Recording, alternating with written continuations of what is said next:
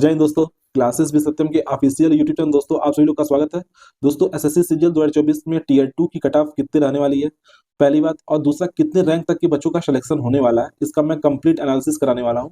और ये जो मैं डाटा कलेक्ट किया हूं, ये आपका एक चैनल है एसएससी वाला, सर ने क्या बताया है इसके बारे में आपको कंप्लीट इन्फॉर्मेशन देने वाला हूँ। आपको ध्यान से बस बने रहना है।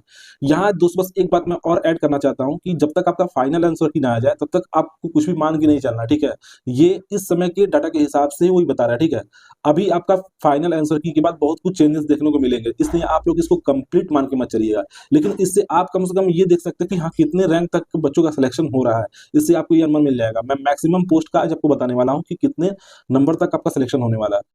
तो चलिए दोस्तों स्टार्ट करते हैं हम लोग। दोस्तों आप लोग पता है कि आप लोग जो रैंक मित्रा में अपना डेटा दिए थे उसमें आप लोग का जो एवरेज नंबर 18 तारीख का निकल के आ रहा था वो कितना था, 279 यानी 279 नंबर था, ठीक है।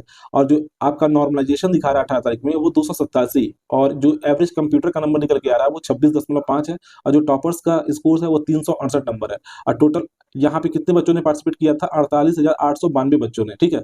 उसके बाद अगर आप 20 तारीख वाले में देखेंगे तो यहाँ पे जो एवरेज रॉ स्कोर निकल के आ रहा है वो 284.4 है, जो 18 तारीख से अधिक है। इसका मतलब 18 तारीख वाला जो पेपर था, जो जो 18 तारीख वाला पेपर था वो टफ था 20 तारीख वाले पेपर से, तो जाहिर सी बात है 18 तारीख वाले को फायदा मिलेगा। और यहाँ पे इनका जो एवरेज नंबर निकल के आ रहा है, एवरेज जो नॉर्मलाइजेशन होगा 20 तारीख में 285.5, थोड़ा इनको नॉर्मलाइजेशन में कम नंबर मिलेगा, ठीक है। और यहाँ पे कंप्यूटर का भी अच्छा खासा नंबर निकल के आ रहा है, यहाँ पे 31.63 आ रहा है, जबकि आपका 18 तारीख को देख रहा है 26.5 ही एवरेज चल रहा है कंप्यूटर का, वो 26.5 है। तो यहाँ पे भी इनको फायदा मिलेगा अच्छा खासा। कंप्यूटर में भी जिसका नंबर कम है उसको भी समझ जाइए नॉर्मलाइजेशन में फायदा मिलने वाला है। और यहाँ पे टॉपर्स का जो स्कोर आ रहा है यहाँ पे 356 नंबर आ रहा है, और यहाँ पे टोटल 49,610 बच्चे हैं, ठीक है।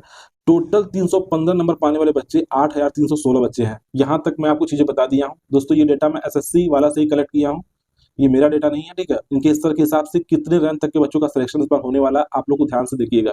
चलिए दोस्तों इस बार देखिए 360 नंबर तक पाने वाला जो बच्चे हैं उसमें टोटल 4 रैंक तक बच्चों का सिलेक्शन हो सकता है, ठीक है। अगर यूआर कैटेगरी कोई 3 रैंक जिसका आया है, फिर भी देख लीजिए 355 नंबर अगर कोई पाया है तो उसका जो ओवरऑल रैंकिंग होनी चाहिए 23 होना चाहिए, और यूआर कैटेगरी से 13 रैंक होना चाहिए।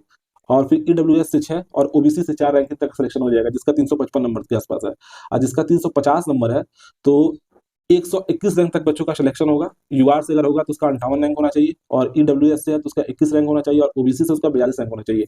345 नंबर पाने वाले बच्चे का 345 नंबर पाने वाले बच्चे का 325 रैंक तक बच्चों का सिलेक्शन होगा, जिसमें यूआर कैटेगरी से है तो उसका 142 रैंक होना चाहिए, और ईडब्ल्यूएस से 52 रैंक होना चाहिए, और उसके बाद ओबीसी से 123 होना चाहिए। और 340 नंबर पाया बच्चा तो उसका 835 रैंक तक बच्चे का सिलेक्शन होगा, जिसमें यूआर से 401 रैंक होना चाहिए, ईडब्ल्यूएस से 122 रैंक होना चाहिए, और ओबीसी से 297 रैंक होना चाहिए, और एससी से कितना आपका होना चाहिए 14। और यहाँ पे देख रहे हैं एसटी का केवल एक मात्र बच्चा मिल रहा है, 340 नंबर पाने वाला एक रैंक रहेगा एसटी बच्चे का। 335 नंबर पाने वाले टोटल 1883 रैंक तक बच्चे का सिलेक्शन हो सकता है, और इसमें 895 रैंक होगा, ठीक है, यूआर कैटेगरी से, जिसका आराम से सिलेक्शन हो जाएगा। और फिर ईडब्ल्यूएस से 305 होना चाहिए, ओबीसी से 634 होना चाहिए, और एससी से 41 होना चाहिए, और एसटी से 8 होना चाहिए। और फिर 330 में देख रहे हैं 3738 रैंक तक होना चाहिए, जिसमें यूआर कैटेगरी से 1732 होना चाहिए, ईडब्ल्यूएस से 589 होना चाहिए, और फिर ओबीसी से आपका 1300, और फिर एससी से 95, और फिर एसटी से आपका कितना होना चाहिए 22 रैंक होना चाहिए। फिर 325 नंबर पाने वाले बच्चे का कितना 6696, ठीक है। अब यहाँ पे यूआर कैटेगरी से 2890 रैंक होना चाहिए, ईडब्ल्यूएस से 10 से 69 होना चाहिए, और ओबीसी से 2459 होना चाहिए, और एससी से 218, और एसटी से 60। यहाँ पे आप देख रहे हैं कि 325 नंबर पाने वाला एसटी का जो कोई कैंडिडेट है तो उसको 60 उसकी रैंकिंग रहेगी, कितना बढ़िया है। अब यहाँ पे देखिए आप 320 नंबर पाने वाले बच्चे का 10,739 रैंक तक बच्चों का सिलेक्शन होगा, जिसमें यूआर कैटेगरी से 4,365 रैंक होना चाहिए, और फिर ईडब्ल्यूएस से 1720 होना चाहिए, फिर ओबीसी से 4139 होना चाहिए, और फिर एससी से 403 होना चाहिए, और फिर एसटी से 112। मैं 315 310 तक का लिया हूँ। आप देख सकते हैं कि 310 नंबर पे एसटी कैंडिडेट जो हो रहा है 325 रैंक तक का सिलेक्शन ले रहा है, फिर एससी वाला 1226, और यहाँ ओबीसी का जो रैंकिंग हो जाएगा वो 8,940। इन लोगों का तो जाहिर सी बातें बढ़ते जाएगा। और फिर उसके बाद ईडब्ल्यूएस का देख रहे हैं 3769, और यहाँ पे आप देख सकते हैं यूआर का 4206। ये दोस्तों रैंकिंग के हिसाब से है कि कितना आपका रैंक होना चाहिए। आप रैंक मित्र पे जाके अपना रैंक चेक कर सकते हैं, और फिर इसमें देखिए आपका कहाँ तक आ रहा है, आपका नंबर है, फिर आपका रैंक कहाँ तक आ रहा है, जो अभी आपका नंबर है। वैसे 18 तारीख वाले बच्चों को ज्यादा फायदा मिलेगा तो कंफर्म है।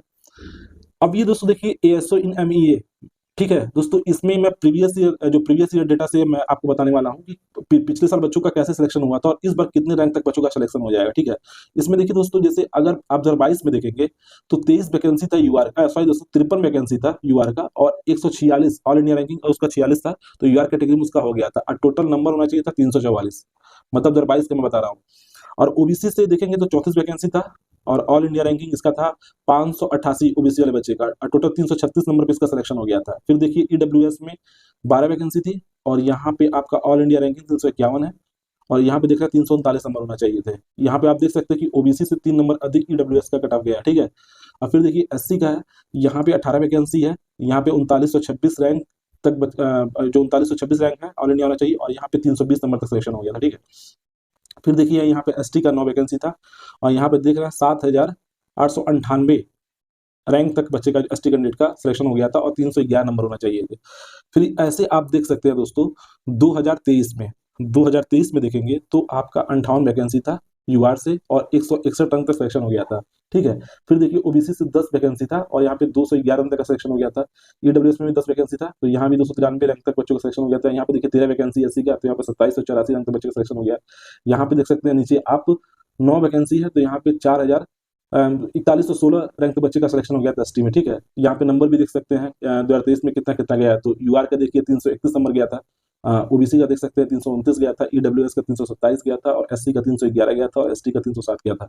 लेकिन 2024 में आप देख सकते हैं दोस्तों वो कितना रहने वाला है। ठीक है, यहाँ पे देखिए दोस्तों 90 वैकेंसी है यूआर की, तो यहाँ पे 250 रैंक तक का सिलेक्शन हो जाएगा। ठीक है, जिसका ऑल इंडिया रैंकिंग इस बार 250 आएगा, उसको एएसओ इन एमईए यूआर कैटेगरी के बच्चे को आपको एएसओ इन एमईए में 250 रैंक तक इस बार मिल जाएगा। ठीक है, फिर ओबीसी वाले बच्चा देख लीजिए 630 रैंक होना चाहिए, उसको आराम से मिल जाएगा इस बार, टोटल 36 वैकेंसी है। फिर ईडब्ल्यूएस में 18 वैकेंसी, यहाँ पे 450 रैंक तक मिल जाएगा। फिर एससी वाले बच्चे का 23 वैकेंसी है, और यहाँ पे 4300 रैंक तक बच्चे का सिलेक्शन हो जाएगा। ठीक है, फिर एसटी वाले में देख रहे हैं 14 वैकेंसी है, और यहाँ पे 5000 रैंक तक बच्चों का सिलेक्शन हो जाएगा। फिर आप देखिए दोस्तों तो एएसओ इन सीएसएस, ठीक है, इसमें आप देख सकते हैं, मैं सीधे आपको बताता हूँ, आप ध्यान से देखिएगा। अगर मैं यहाँ पे देखेंगे 2022 में देखेंगे तो यूआर में 396 वैकेंसी था, और 1087 रैंक तक बच्चे का सिलेक्शन हो गया था। 270 नंबर था ओबीसी में, तो इसका देखिए सॉरी दोस्तों 270 सीट था, वैकेंसी था, और इसमें 2826 रैंक तक सिलेक्शन हो गया था। यहाँ पे ईडब्ल्यूएस में 98 वैकेंसी था, 2109 रैंक तक सिलेक्शन हो गया था। ठीक है, और फिर उसके बाद देखिए यहाँ पे एससी का 145 वैकेंसी है, और यहाँ पे आपका 10 के लगभग 10,000 रैंक तक बच्चे का सिलेक्शन हो गया है। ठीक है, और तिहत्तर तिहत्तर बच्चे यहाँ पे एसटी में, यहाँ पे रैंक नहीं लिखा हुआ है, कोई दिक्कत नहीं है। और फाइनल जो कट ऑफ गया था 2022 में यूआर का 331.8 गया था, ओबीसी का 324 गया था, और ईडब्ल्यूएस का 326.75 गया था, एससी का 307 गया था, एससी का 295 गया था। 295 नंबर पाने वाले एसटी कैंडिडेट का एएसओ इन सीएसएस में हो गया था, सोच लीजिए आप लोग। तो फिर आगे देखिए 2023 में आप देखेंगे दोस्तों तो 342 सीट था, और यहाँ पे 932 रैंक तक बच्चे का सिलेक्शन हो गया था। फिर 149 सीट था ओबीसी में, तो यहाँ पे 1717 रैंक वाले बच्चे का सिलेक्शन हो गया था। यहाँ पे 69 सीट था, यहाँ 1597 रैंक वाले बच्चे का सिलेक्शन हो गया था। यहाँ पे 180 में 108 सीट था, यहाँ पे 5725 बच्चे का सिलेक्शन हो गया था। यहाँ पे आप देख सकते हैं कि 2023 में कितना कितना नंबर होना चाहिए था एएसओ सीएसएस के लिए। तो यूआर कैटेगरी से 320 कट ऑफ गया था, ओबीसी से 315 गया था, ईडब्ल्यूएस से 316 गया था, एससी से 302 गया था, और एसटी से 296 गया था। फिर आप देख लीजिए दोस्तों कि वैकेंसी आपकी जो इस बार है 2024 में, तो आप देख रहे हैं एएसओ एन सीएसएस में 581 वैकेंसी है, इस बार 1400 रैंक तक बच्चे का सिलेक्शन हो जाएगा, मतलब इस बार अधिक रैंक वाले भी बच्चे का सिलेक्शन होने वाला है, दिख रहा है ना। फिर उसके बाद 387 वैकेंसी है ओबीसी में, तो 3500 रन तक बच्चे का सिलेक्शन हो जाएगा। फिर देखिए ईडब्ल्यूएस में 145 वैकेंसी है, तो 2500 रन तक बच्चे का सिलेक्शन हो जाएगा। फिर एससी का देखिए 215 है वैकेंसी है, तो 11,000 तक बच्चे का सिलेक्शन हो जाएगा। ठीक है, इस बार की मैं बात कर रहा हूँ।